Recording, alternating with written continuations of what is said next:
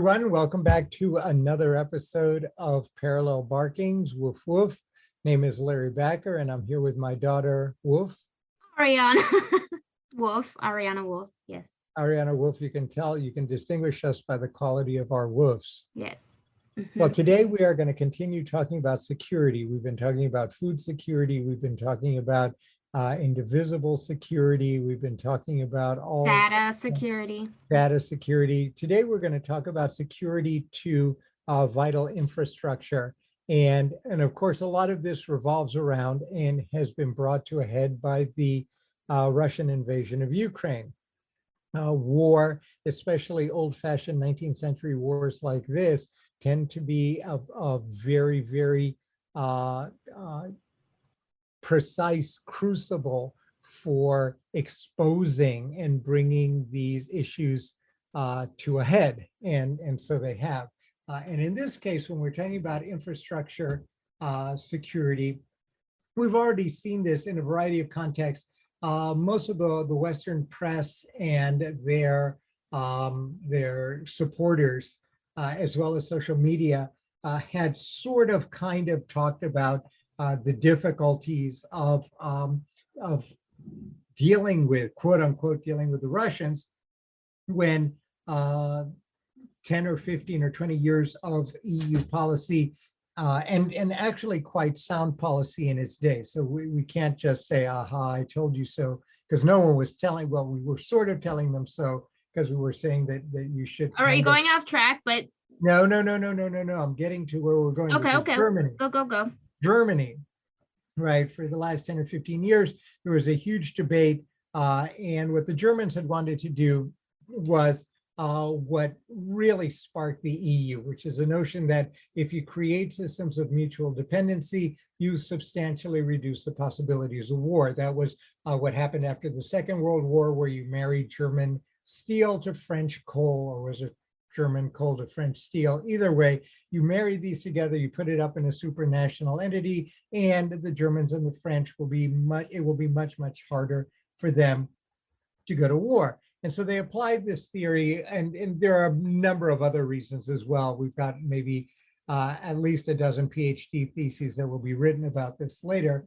But a nice one was that, well, you know, this really worked. It created Europe together. So why don't we buy practically the only thing that Russia has to sell, which is natural gas and petroleum. And if we make Russia dependent on sales of natural gas and petroleum to Germany, then and to Europe, then the Russians will be less likely to annoy us by going to war. But of course, it didn't work that way, as we've seen. Right, because instead they feel like, oh, I have you by the balls now, haha, because I supply you all of your gas and all of your electricity. I can now use that to threaten you. Right, and we should have seen it coming. I mean, of course. We've over the last 5 or 10 years, especially over the last 5 years, as the global economy is fractured and the big imperial centers have been fracturing, we've been seeing a lot more of this. So the Australians annoy China, and all of a sudden it becomes very difficult for Australia to export key items or to import key items from China. And we've seen this in other countries. The Lithuanians annoy the Chinese, and the next thing you know, Lithuania is barred from interacting with the Chinese. The Chinese don't care. I mean, Lithuania, China.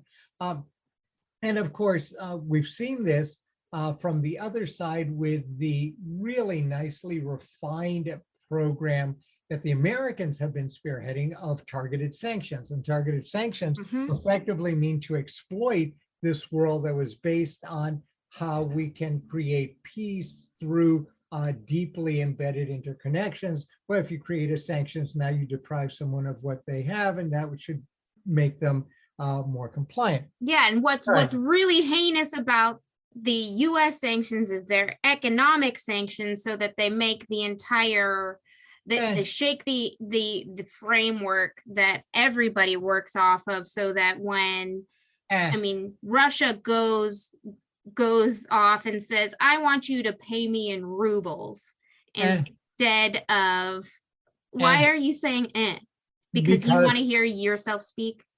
Go ahead. Yes. No, No. I go, because I've heard this all before in variations from the New York Times and the Washington Post, who tend not to like sanctions because it hurts people. But of course, sanctions are supposed to hurt people. That's the whole point. And then people who hurt will have an incentive to pressure their governments. That's the whole point of these things. But you know, I didn't say anything bad. I said I said they were heinous, and that's the point of them. It is. But anyway, but you're right. I was getting off track.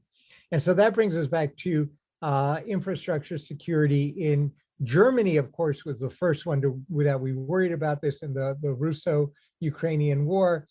We discovered to our horror that it's the Europeans, to a large extent, although not entirely, that are funding Russia's war effort because they have to pay for the natural gas and other goodies that they import from Russia. And they did it for all of the right reasons 10 or 15 years ago, which turned out to be a gamble, and ultimately a gamble that did not pay off for the Germans as much as for the Russians.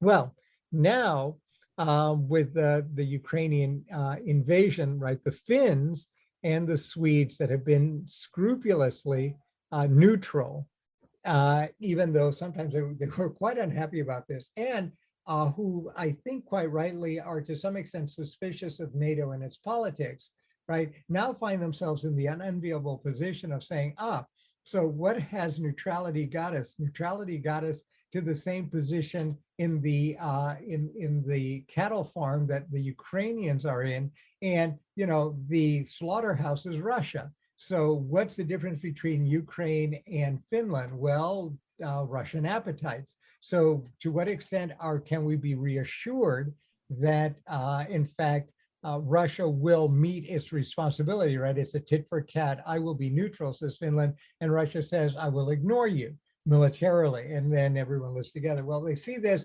And so the Finns and the Swedes say, well, maybe it is time, we'll hold our nose and we'll go join NATO, because it's clear that we can't, you know, we can cause some damage to Russia, but you know. So what is it about this specific altercation that you think made the good news? That this is a fun part, right? So they announced this, and immediately after they announced this, the Russians try to turn off the lights. Right? No. I'm wondering what made them finally decide that it was time to do it.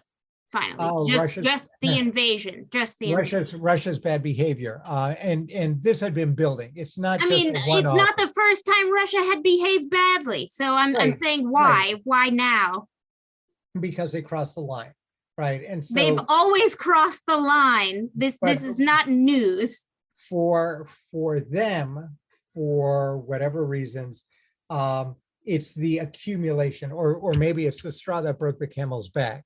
Maybe the Georgian situation was unique. Maybe although we despise it, the Crimean situation was unique. Maybe the Syrian situation or the Chechen situation was unique or could be rationalized. But when you put all of them together, right, it's not just a one-off thing. We go Georgia, Chechnya, Syria, Crimea. All of a sudden, now it doesn't look like a couple of unique things. Now it looks like they're on a roll. And at that point, right, the Finns and Swedes might logically ask themselves, well, why would they stop after they gobble up Ukraine? They're clearly quite aggressive about controlling countries on their borders, or absorbing them sometimes, or parts of them in the case of Georgia where they can, or bullying them when they can't. So, you know, was it not obvious to them that they wanted all the allies to the quote allies or friends to serve a subservient role? No, hindsight is always 20/20. It wasn't clear, again, because you could rationalize all of the others in some way that might not excuse, but at least make it understandable, and therefore distinguish it from the situation between, let's say, Finland and Russia. Or well, I've never honestly understood the semi-member countries of NATO, the not so member, but the pseudo member countries that Weren't you are in high not quite school? there, but Weren't you in high school? I get it, but You do get it. I You do don't understand agree, it. is what Well, I'm the fact that saying. you don't agree doesn't mean that you don't understand. The problem is you understand very well. So you've got the in group, and then you've got the out group who are sometimes invited to parties where you need a lot of bodies, or you need a bunch of people who are so desperate to be part of your group that they'll do anything to hang out with you, and who you will on occasion and when it suits you protect. And then you've got the inner circle. This is high school. And for any number of reasons, some of them strategic, some of them are not. But that gets into another question, right? Because the Americans and the Europeans had been for a long time following the quote unquote Brzezinski Kissinger, although they despise each other, I think, depending on who you talk to, line of thinking that, oh, Russia was an empire in the 19th century. The Soviet Union was a big old nasty empire in the 20th century. Empires got to be empires, even though we've now worked hard to reshape the world after 1945 so that old-fashioned 19th century territorial empires are now anachronistic. We'll make an exception in Russia's case. And so you've got these people who are apparently just time travelers who got stuck in the 19th century, but who appear in the 21st century every once in a while. Chomsky, Kissinger, and Brzezinski's ghost. Saying, oh, well, you know, Russia got to be Russia. The 19th century just never ended for them. And just like your drunken uncle at a Thanksgiving dinner, you got to give them a little bit of alcohol and let them act out. So in this case, acting out means absorbing Ukraine, or at least partitioning it, partitioning Georgia, letting them be completely themselves in Syria, and completely themselves within their own, Yeah, if you give a mouse a yeah. cookie, how many cookies are you It gonna was give? a very, you're talking about the orthodox aristocratic establishment in Europe and the United States, people for whom we certainly would not exist, and our opinions would be classed as part of the mouthings of the despicable classes. They knew, and they know, and for them, Russia will be Russia, and it's okay to time travel in half of the world back to the 19th century to make Russia happy. The Finns, and people were sort of semi-okay with this, but the Finns finally said, look, the whole point of this, if you're going to have a 19th century bargain, you got to have a bargain, and there's really two parts. It's Right. responsibilities and obligations on both sides. If you're going to be wild and crazy with your neutrals, because you claim that you're feeling uncomfortable, and then rather than negotiate it, you just go ahead and invade. Well, first you try to partition, then invade. We're feeling sort of, here we go, insecure. Yes. So they need to join NATO to increase their security. Well, right, and holding their noses, but that doesn't get us back to where we want to go, which is infrastructure security. Right? Yeah, we didn't even say what this was about, which is infrastructure security. Russia. Right? I mean, this is where this whole thing centered around was Russia today, this morning, cut off electricity supply to Finland. Yeah, but we shouldn't be hysterical about it. It's a gesture. It's a gesture. Well, yes, yeah. And you are so fond of gestures, but it's an important gesture. Let's explain why it's a gesture. It's a gesture because Russia supplies about 10% of the electricity to Finland. So you're not going to shut off all the lights and all. Yes, but you also said that it was a gesture when they cut off Poland's gas supply, which is also 45%, but you said it's only a gesture because Poland had a plan. Poland had a plan, and the Poles have an alternative. And in a way, it's a gesture, and this has come back and bitten the Americans as well, because in a sense, what they're doing is what the Americans had been doing, for example, in Cuba. These are sanctions.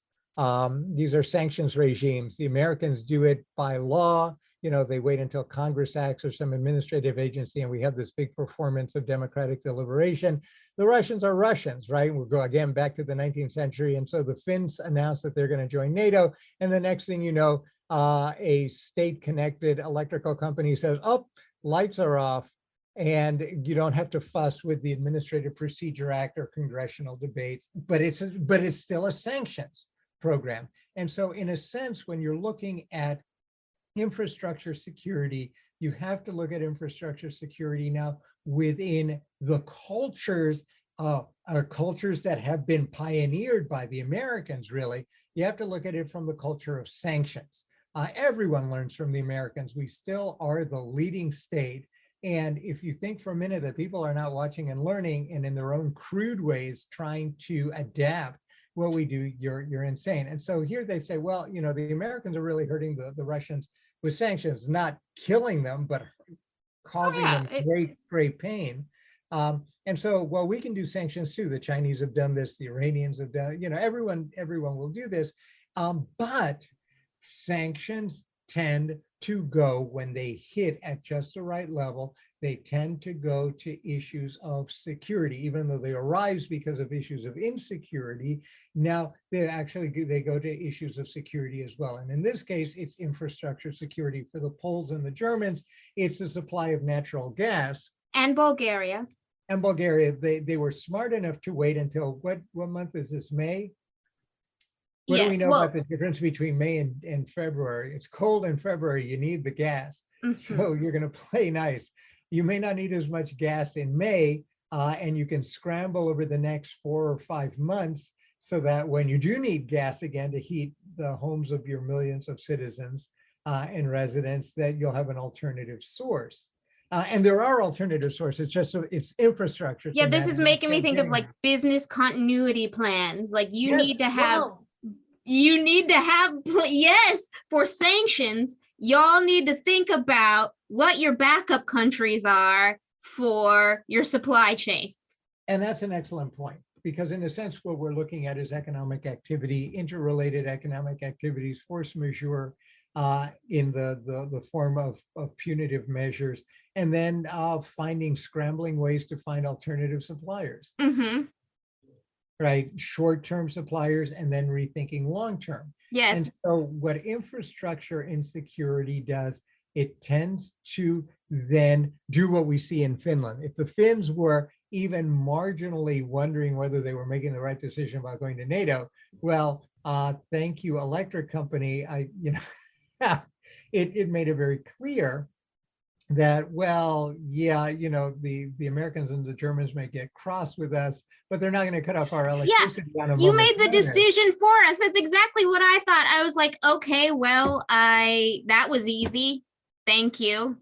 Right. And again, it's interesting the way this is working, because there will be a number of countries that aren't the Anglo-American alliance that stand ready to step in. It is worth noting that in the context of scrambling, when you're dealing with infrastructure insecurity, that not every country on earth has either agreed to abide by or has issued sanctions against the Russians.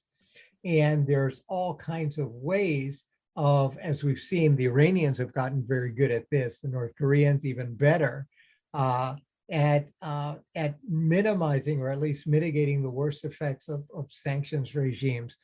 This was meant to be punitive as opposed to coercive. Right. Again, because it's a done deal, and the Russians hopefully will remember 1941, and the Finns certainly will remind them, although they will likely be very polite. But it does raise a much larger question. It's nicely shown up with Finland, Poland, Bulgaria, and Germany, but it applies to virtually every country. And that was what globalization was supposed to make obsolete. If we gamble, and that was a big gamble, we make everyone interdependent. It's hard to believe that 25 years ago, everyone, all of the political aristocracies of all countries were buying this, that the risk we all take is to make ourselves mutually interdependent, and that the deeper the interdependency, the more impossible real conflict at a level, not between tiny country and tiny country, but between major country and major country, becomes effectively impossible. We might have been there.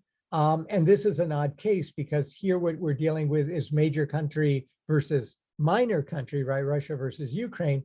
But Ukraine is not a minor country, although, but that's what makes this really interesting, right? For at least a couple of days at the beginning of the war in February, it really looked like the West had said, well, Ukraine, baby, we love you. We will wear black at your funeral. But please, but you're on your, please, you're on your own, baby.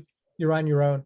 And if it hadn't been for non-governmental organizations and pushing states and the incredible victories of the Ukrainians on the propaganda and the fourth and fifth generation war fronts, it might well have gone that way, right? But it was big and small. And so the architecture of globalization appeared to be to remain intact. That is, interdependency makes big country versus big country wars impossible.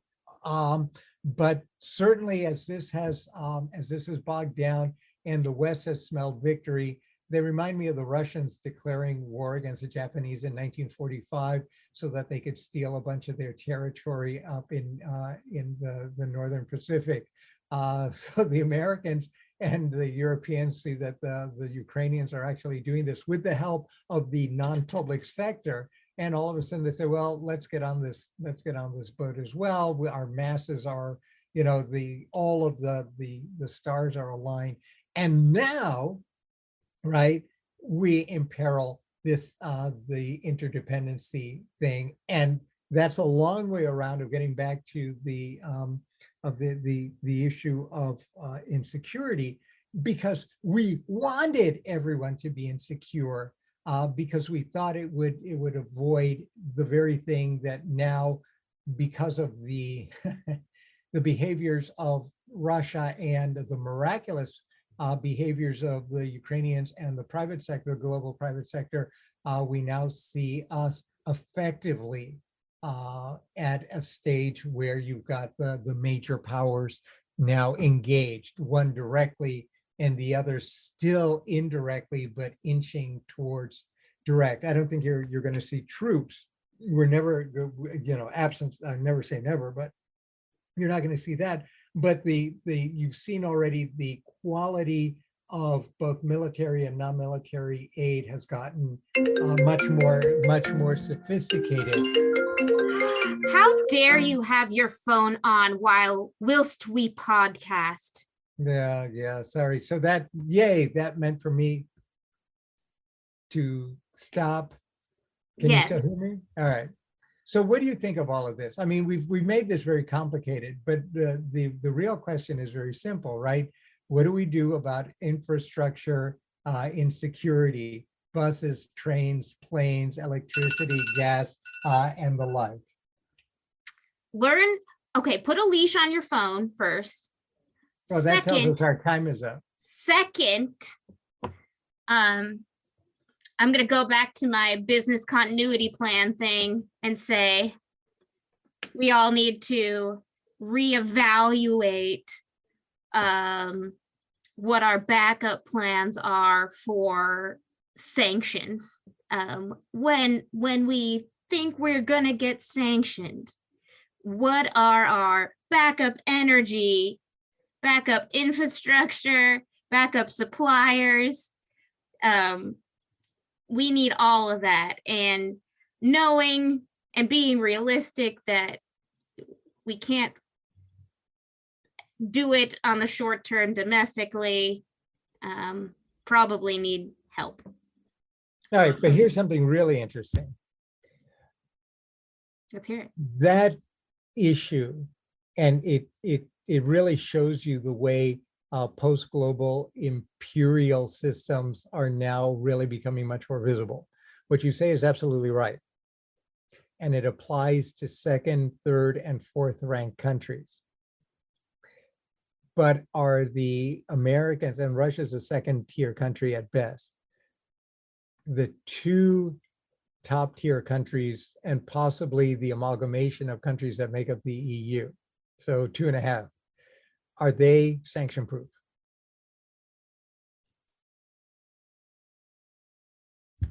So that what you're saying with respect to insecurity applies to one class of countries, and the smaller and more dependent you are, the more it'll hurt. Yes, But it yes, doesn't I think apply that's true. I think to that's the- absolutely true. If you're smaller and more dependent, it's going to hurt more. But I don't think that we as being the US, as the biggest economy in the world, I don't think that we are safe from sanctions, or from punitive sanctions, I should say. Right. Right. And we sort of kind of see it. You're right. It's an irritation, but it can be a significant irritation for people who are used to the privilege of power. Our supply, quote unquote, our supply chain crisis, the disruption. I won't do the toilet paper one for COVID because that was just our madness. That was hilarious. First of But all, we'll have to do a podcast on toilet we paper. will. Remember the toilet paper, everyone. All right, last thoughts. Those were my last thoughts. How about you? Your last thoughts are my last thoughts. Lovely. How lovely. All right, Yeah. woof woof. Bark, bark. Thanks, everyone. And tune in next time for a next security series or whatever else we decide to talk about. All right, and write if you've got something you want us to speak to. Yeah. parallelbarkingpodcast@gmail.com. Bark, bark. Woof.